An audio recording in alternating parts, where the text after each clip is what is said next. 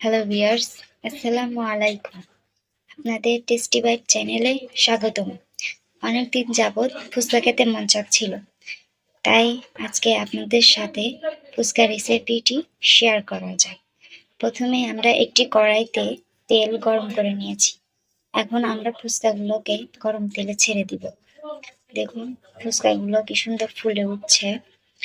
ফুচকাগুলো যখন brown colour হবে তখন ফুচকাগুলোকে তুলে নিতে হবে। দেখুন আমার ফুচকাগুলো ভাজা হয়ে গেছে, এখন আমি ফুচকাগুলোকে তুলে নিব। দেখুন ফুচকাগুলো কি সুন্দর ফুলেছে।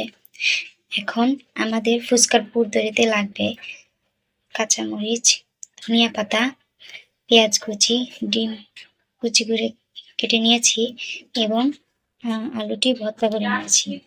এখন পুরটি তৈরি করতে লাগবে আলু, নুন, লবণ,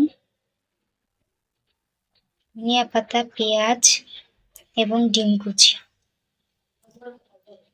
চিলি ফ্লেক্স এবং চাট মশলা দিয়ে আমরা আলুর পুরটি তৈরি করে নেব। দেখুন আমাদের ঘরে এইগুলাই ছিল, ডাল, বুট ওগুলো কিছুই দেওয়ার প্রয়োজন হয়নি। আপনারা মন চাইলে এগুলো দিতে পারেন, কিন্তু আমার ঘরে ছিল না, তাই আমি এগুলো কিছুই দিইনি, সামান্য কিছু জিনিস দিয়ে বানিয়ে নিয়েছি। এখন আমাদের তেঁতুলের টক বানাতে লাগবে তেঁতুল,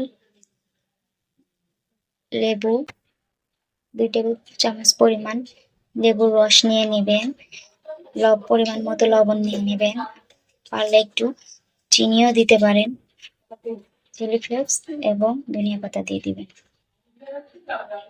আমাদের টকটা রেডি হয়ে গেছে।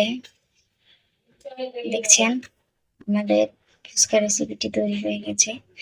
আপনাদের ভালো লাগলে আমাদের চ্যানেলটিকে অবশ্যই সাবস্ক্রাইব করবেন।